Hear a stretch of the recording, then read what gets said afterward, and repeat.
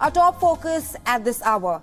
In a huge blow to the Al-Qaeda group since its founder Osama bin Laden was killed in 2011, United States has now confirmed that they have killed Al-Qaeda leader and bin Laden's successor, Ayman Al-Zawahiri.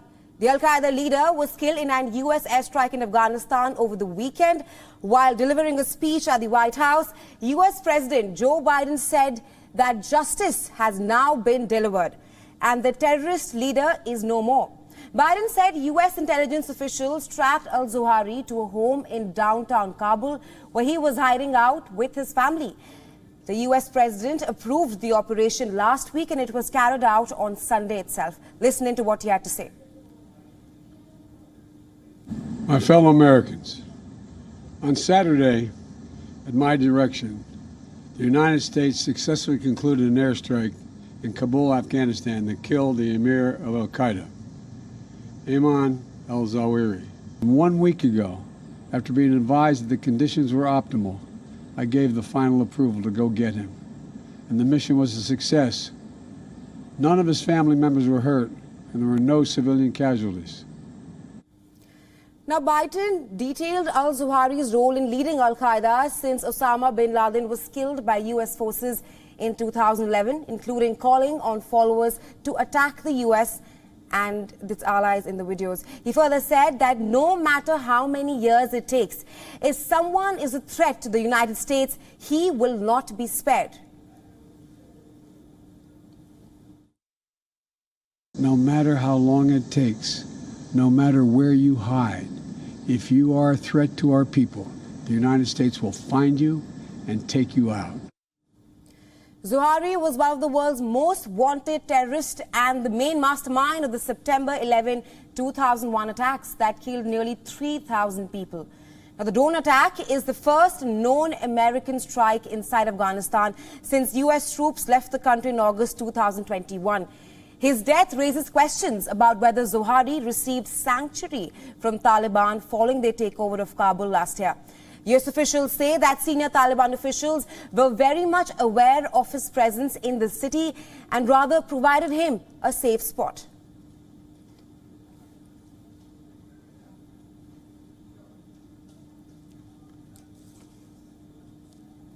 And for more on this, we are being joined by our correspondent Susan Tehrani from New York. We are also being joined by our correspondent Nick Harper from Washington, D.C. Welcome to the broadcast, Susan and Nick. Right, my first question is to you, Nick. Now, it's a significant and important moment for the United States right now.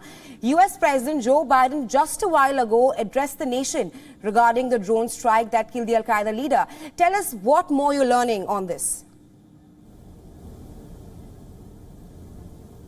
Yeah, a significant and important moment indeed. This primetime address from the US president blasting into the homes of American citizens, not just being played out on the news channels, but interrupting programming across the US in the evening time. Really an important opportunity for the US president to show his foreign policy credentials. This is a huge foreign policy win for him, coming just ahead of that withdrawal, the 1-year anniversary withdrawal of US troops from Afghanistan. We learned more details from the US president. He said that following intelligence, they were able to track down al-Zawahiri earlier on this year. He said that despite 3 other presidents, President Bush, President Obama, President Trump, all trying to find the leader of Al-Qaeda, he was only located in the last few months. And then a week ago, the US president gave the order to carry out the drone strike, that taking place on Saturday. We were told that he had returned to Kabul, he was there with family members,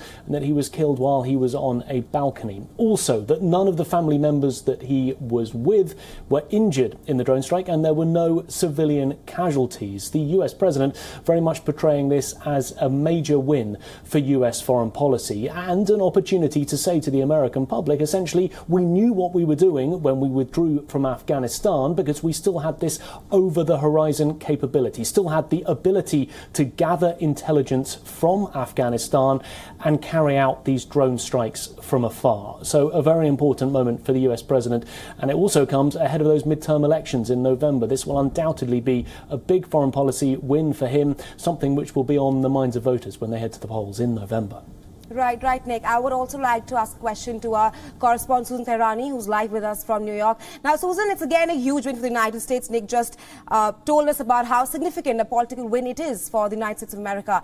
You're right now in New York. Ayman Al-Zawahiri was the chief of Al-Qaeda and also the successor to Osama bin Laden. He was also the mastermind of 9/11 attacks. How significant is the killing of Al-Qaeda leader?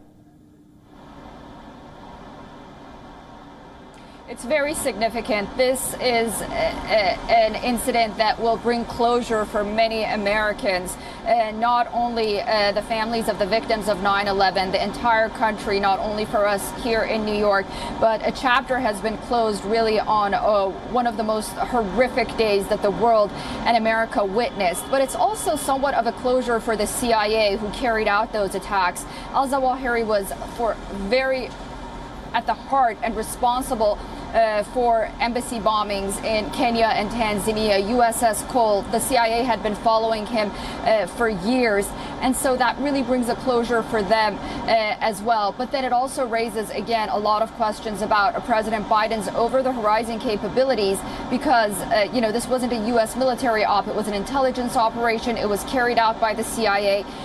Regardless, I think it's a day that it's being celebrated here. It's bringing closure for many Americans, and it's also, again, a time of reflection in many ways. 20 years after the withdrawal, a year after the withdrawal of Afghanistan, but also with 20 years presence of U.S. forces in Afghanistan. The question is, how is it that someone like Ayman Al-Zawahiri is able to walk back into Kabul and, find a safe haven after U.S. withdrawal and 20 years of war? Right, Susan, I would come back to Nick. My next question to you is, give us details regarding the operation. We are learning that it took place over the weekend. It was a drone strike. And U.S. President Joe Biden also said that there were no civilian casualties. How exactly did the operation pan out on Sunday? Well, that's right. It taking place apparently in downtown Kabul. As Susan mentioned, there are questions as to how this Al-Qaeda leader could have been there in the capital of Afghanistan. But this is where the US intelligence led them to find him. He was allegedly living there and had been for some months with family members. The US officials had been tracking him for some time. As Susan mentioned, the CIA had been tracking him for decades. And then earlier this year, when they had that intelligence, essentially they were waiting for a moment in which they could strike. And then the US president, of course, had to weigh it up, and he gave the go-ahead last week, he said. And it was then not until the weekend on Saturday when that drone strike took place. We're told that Al-Zawahiri was outside on a balcony at the time of the attack. Family members who were inside were uninjured. Civilians in downtown Kabul were also not injured as well. So certainly an important drone strike, showing the capabilities that the US has, not just to gather intelligence, but be able to carry out these over-the-horizon drone strikes, even though they no longer have boots on the ground in Afghanistan.